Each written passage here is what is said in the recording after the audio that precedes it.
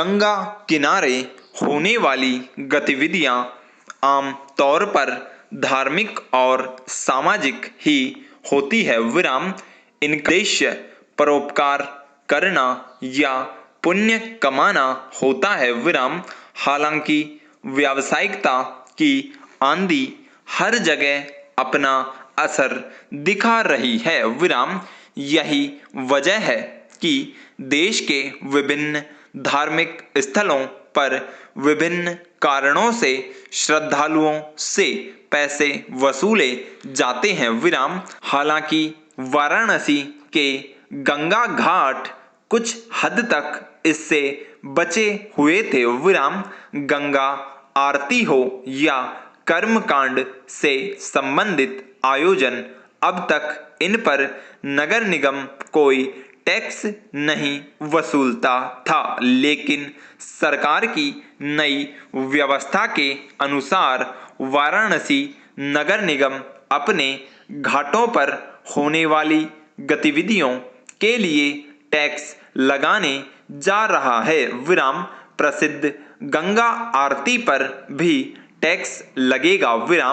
सांस्कृतिक आयोजन के लिए प्रतिदिन 4,000 रुपये, धार्मिक आयोजन के लिए प्रतिदिन 500 रुपये, तो सामाजिक आयोजन के लिए प्रतिदिन 200 टैक्स वसूले जाएंगे।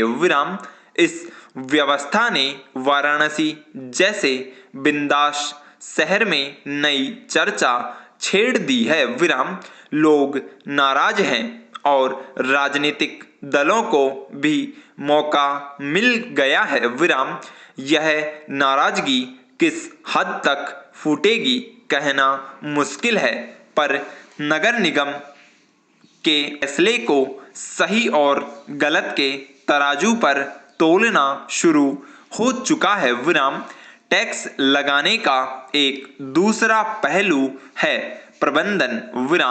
अक्सर यह पाया जा रहा था कि अचानक घाट पर लोगों की भीड़ हो जाती है और स्थान व अन्य सुविधाओं को लेकर आए दिन झगड़े भी होते रहते हैं।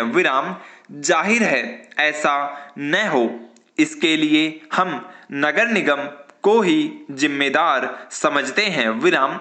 इसलिए घाट की गतिविधियों के लिए टैक्स वसूलने से लोगों की गैर जरूरी भीड़ खत्म होगी और निगम को व्यवस्था चाक चौबंद करने का मौका मिलेगा।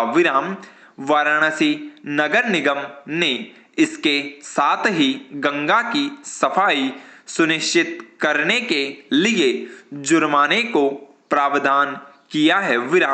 नदी में साबुन से स्नान करने वालों या कपड़ा धोने वालों को 3,500 रुपये का जुर्माना भरना होगा। अन्य तरह से भी गंगा को दूषित करने वालों पर सख्ती की गई है।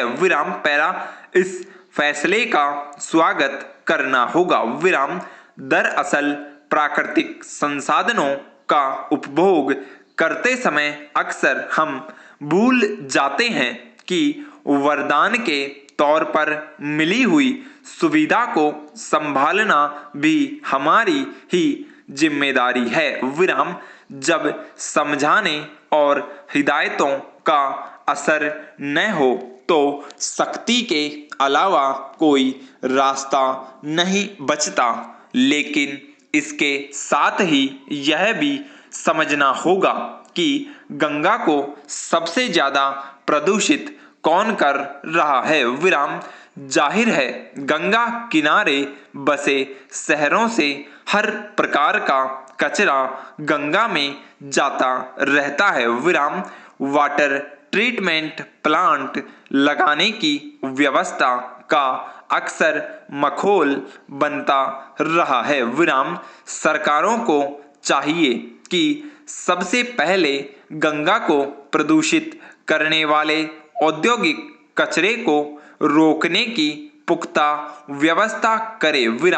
नदी में कुछ लोगों के नहाने या कपड़े धोने गंगा जितनी मैली नहीं होती, उससे सैकड़ों गुना ज्यादा प्रदूषण अन्य कारणों से होता है। विराम गंगा व्यक्तिगत कचरे को तो साफ कर सकती है, पर औद्योगिक और व्यावसायिक कचरे को नहीं। विराम हालांकि इसका अर्थ यह नहीं कि व्यक्तिगत तौर पर लोगों को गंदगी फैलाने की छूट दे देनी चाहिए। विराम गंगा को हर तरह से साफ रखना आवश्यक है। विराम स्टॉप।